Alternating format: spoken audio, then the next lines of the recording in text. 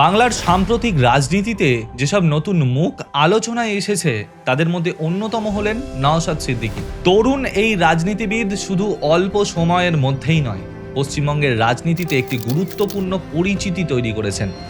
ধর্মীয় নেতৃত্ব থেকে রাজনীতিতে প্রবেশ, সাধারণ মানুষের অধিকার নিয়ে সরব হওয়া এবং বিকল্প রাজনীতির কথা বলার জন্য তিনি বিশেষভাবে পরিচিত। তার রাজনৈতিক জীবন নতুন প্রজন্মের রাজনীতিদের কাছে একটা উদাহরণ হিসেবে ধরা যায়।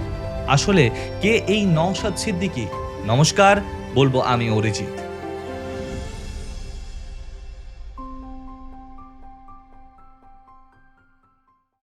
নওশাদ সিদ্দিকী পশ্চিমবঙ্গের দক্ষিণ ২৪ পরগনা জেলার ফুরফুরা শরীফ এলাকার একটি প্রভাবশালী ধর্মীয় পরিবারে জন্মগ্রহণ করেন। তার পরিবার দীর্ঘদিন ধরে ইসলামী ধর্মীয় শিক্ষা ও সমাজ সেবার সঙ্গে যুক্ত।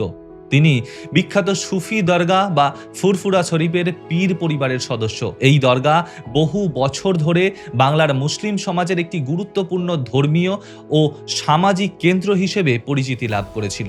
শৈশব থেকেই তিনি ধর্মীয় শিক্ষা, সমাজসেবা এবং সাধারণ মানুষের সমস্যার সঙ্গে পরিচিত হন। তার পরিবারের ধর্মীয় নেতৃত্ব থাকলেও তিনি কেবল ধর্মীয় ক্ষেত্রেই সীমাবদ্ধ থাকেননি। সমাজের বৃহত্তর সমস্যাগুলির প্রতি তার আগ্রহ তৈরি হয়। নওশাদ সিদ্দিকী উচ্চশিক্ষা লাভ করেন কলকাতার বিখ্যাত শিক্ষা প্রতিষ্ঠান আলিয়া ইউনিভার্সিটি থেকে। সেখানে তিনি আইন বিষয়ে পড়াশোনা করেন।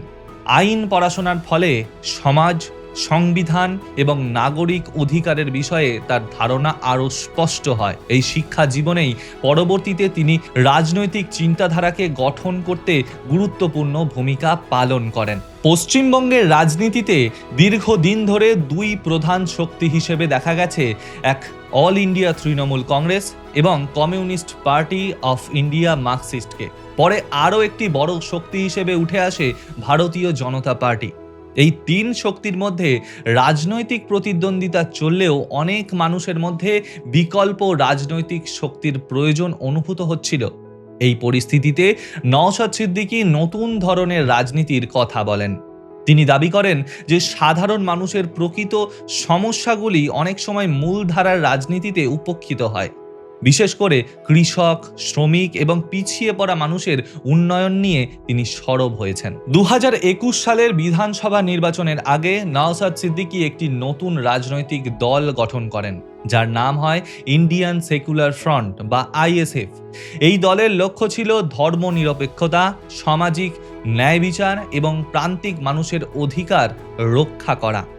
এই দল গঠনের মাধ্যমে তিনি মূলত বাংলার রাজনীতিতে একটি বিকল্প শক্তি তৈরির চেষ্টা করেছেন। তার বক্তব্য ছিল রাজনীতি শুধু ক্ষমতা দখলের জন্য নয় এবং মানুষের বাস্তব সমস্যা সমাধানের জন্য হওয়া উচিত। ২০২১ সালের পশ্চিমবঙ্গ বিধানসভা নির্বাচনের সময় আইএসএফ বামপন্থী দলগুলির সঙ্গে জোট করে। এই জোটটি পরিচিত ছিল সংযুক্ত মোর্চা নামে। এই জোটে প্রধান ভূমিকা ছিল ইন্ডিয়ান ন্যাশনাল কংগ্রেস এবং বামপন্থী দলগুলির। এই জোটের লক্ষ্য ছিল তৎকালীন শাসক দল তৃণমূল কংগ্রেসের বিরুদ্ধে শক্তিশালী রাজনৈতিক বিকল্প তৈরি করা। নওশাদ সিদ্দিকী এই জোটের তরুণ মুখ হিসেবে প্রচারে গুরুত্বপূর্ণ ভূমিকা পালন করেন। ২০২১ সালের পশ্চিমবঙ্গ বিধানসভা নির্বাচনে নওশাদ সিদ্দিকী দক্ষিণ ২৪ পরগনার ভাঙড় বিধানসভা কেন্দ্র থেকে প্রতিদ্বন্দ্বিতা করেন। তিনি নির্বাচনে জয়লাভ করেন এবং পশ্চিমবঙ্গ বিধানসভায় আইএসএফের একমাত্র বিধায়ক হন। এই নির্বাচনে তার জয় বিশেষ তাৎপর্যপূর্ণ ছিল, কারণ তিনি একটি নতুন দল থেকে নির্বাচনে জিতে প্রমাণ করেন যে বিকল্প রাজনৈতিক শক্তিও মানুষের কাছে সমর্থন পেতে পারে।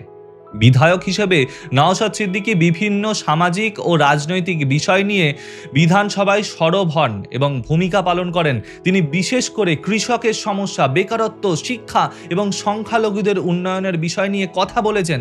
অনেক সময় তিনি সরকারের নীতির সমালোচনা করেছেন এবং প্রশাসনের কাছে জবাবদিহিতাও দাবি করেছেন। এর ফলে তিনি বিরোধী রাজনীতির একটি গুরুত্বপূর্ণ কণ্ঠস্বর হয়ে উঠেছেন। নওশাদ সিদ্দিকীর রাজনৈতিক আদর্শ মূলত সামাজিক ন্যায় বিচার এবং ধর্মনিরপেক্ষতার উপর ভিত্তি করে গড়ে উঠেছে। তিনি মনে করেন যে ধর্মীয় পরিচয়কে ব্যবহার করে বিভাজনের রাজনীতি করা উচিত নয়, বরং সব সম্প্রদায়কে মানুষকে সমান অধিকার দেওয়া প্রয়োজন। তিনি প্রান্তিক জনগোষ্ঠী যেমন কৃষক, শ্রমিক, সংখ্যালঘু এবং দরিদ্র মানুষের উন্নয়নের ওপর জোর দেন।